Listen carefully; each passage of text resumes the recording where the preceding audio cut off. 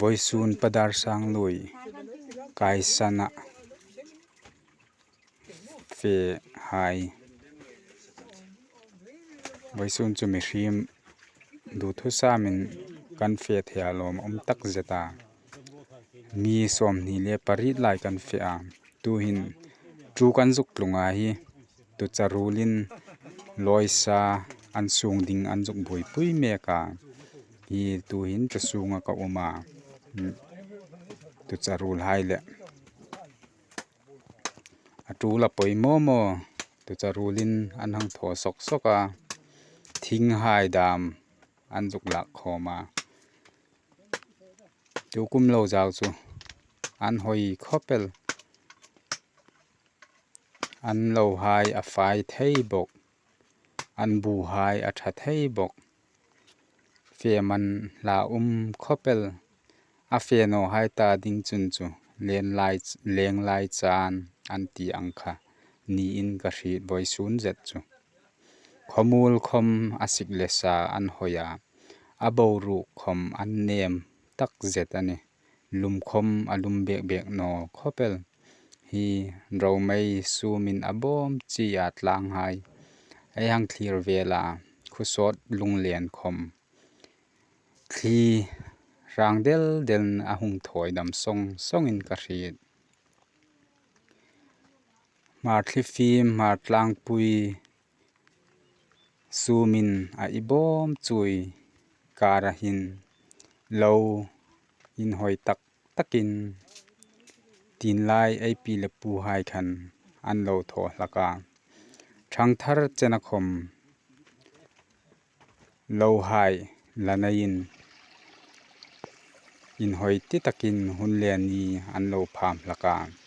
avadung hai atlang lemul hai an hoin tui hai khom a thing hlim thei em a tui hai khom hi adein an hnik tak zeta hi avadung khom hi in hoi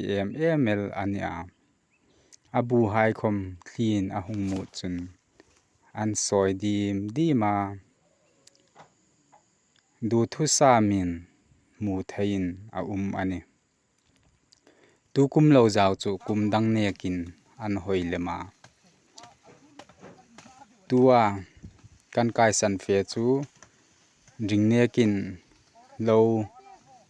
alo tul deu khopela dung apil ve zaka lo le bu hai in chen tokin a uma sin khom thafan tak tleirol thara lai tam tak fel tak takel an hung khom tola chung hai rat nazar le pathin rat nazarin lo chu zo thein kan hang uma tu hi kan thlo lai mek ani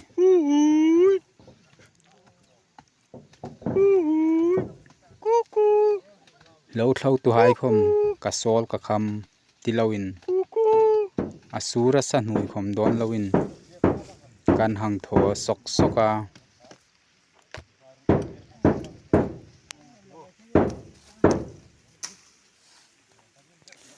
atul buk lai chu kan zuk thlo zawa hi ting pang hin kan zukin son nok ding ania hi sin tho tu tleirol fel tak le papui senior khom an meka an fel thei tak zeta kan zuk thlo zo na lai ana lai hi alo tul ve deu met bok le na chu sot kan ona kan zuk thlo zo nga la hi ting pang hin thlo na bak Lon zunani kan zuk thlo nam nok tingana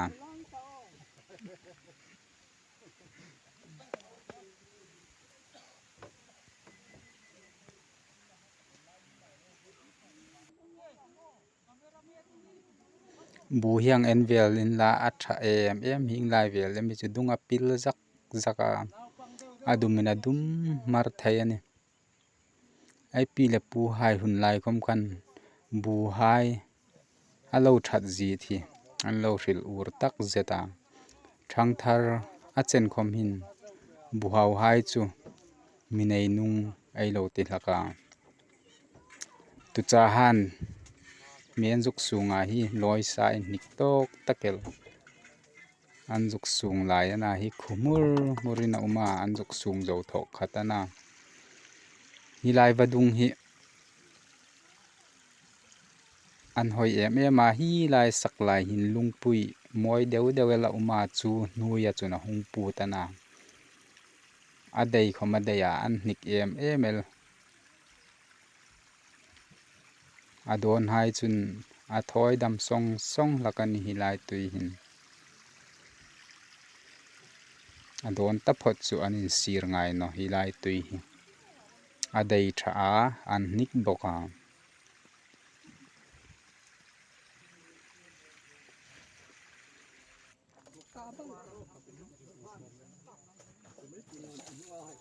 mi sin tho tu hai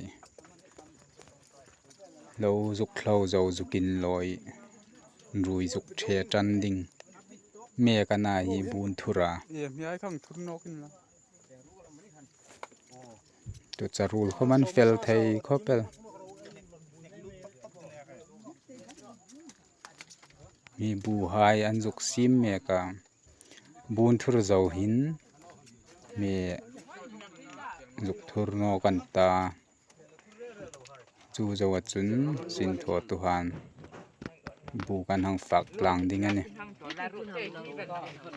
loi sa me in nik to takin an sunga hi du thu sa ma fak thei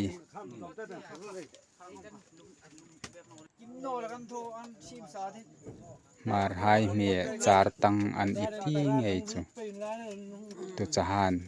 in nik to takin char tang me an juk sima kan juk fak tlang mek a then chun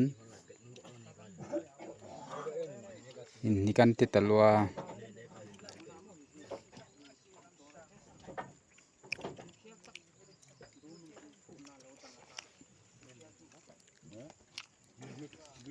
asa sa kha fa in la sa la tamani o asa sa kha faro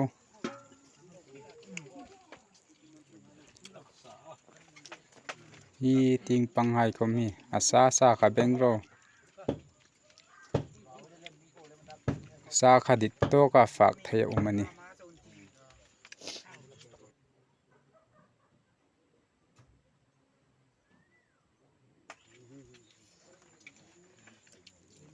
hi ting a sung ting khom hin a then an fak khop ta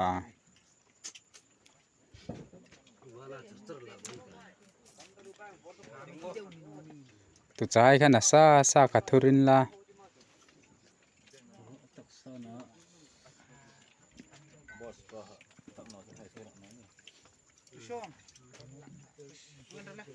sa sa ka bengro van ro lu bengro le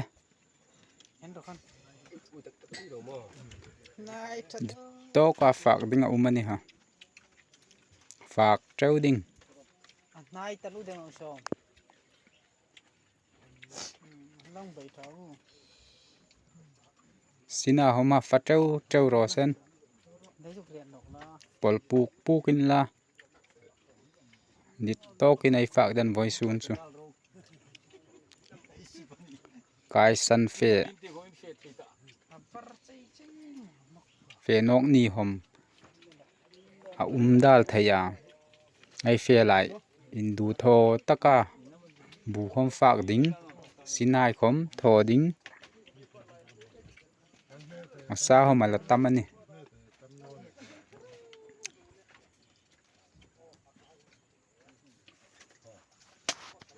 sil bongon ta sa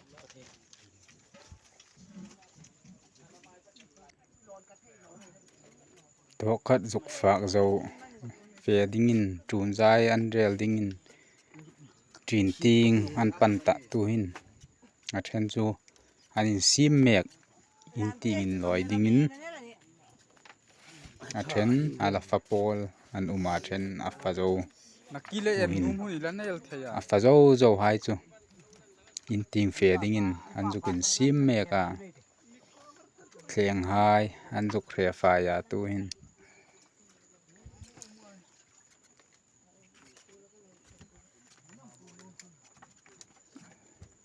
ai khop to le mo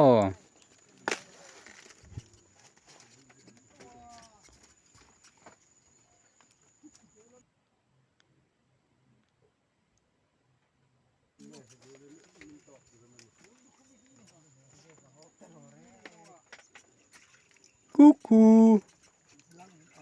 cuckoo in ni gai ti tlang le ai bu fak vai su na mi chu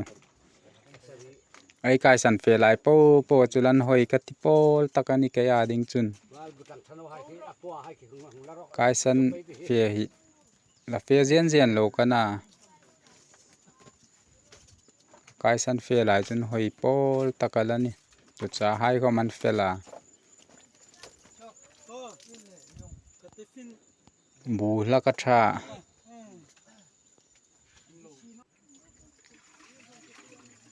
a then khi tian lo fe kai me ka thenin kuwa da man la fa ka thenin zil da man la ho pa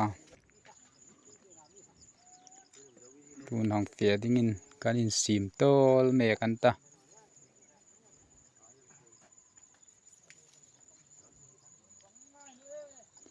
an fel thei tol khopel voi su na hung hai chu pathin in mal som seng ro sen cheu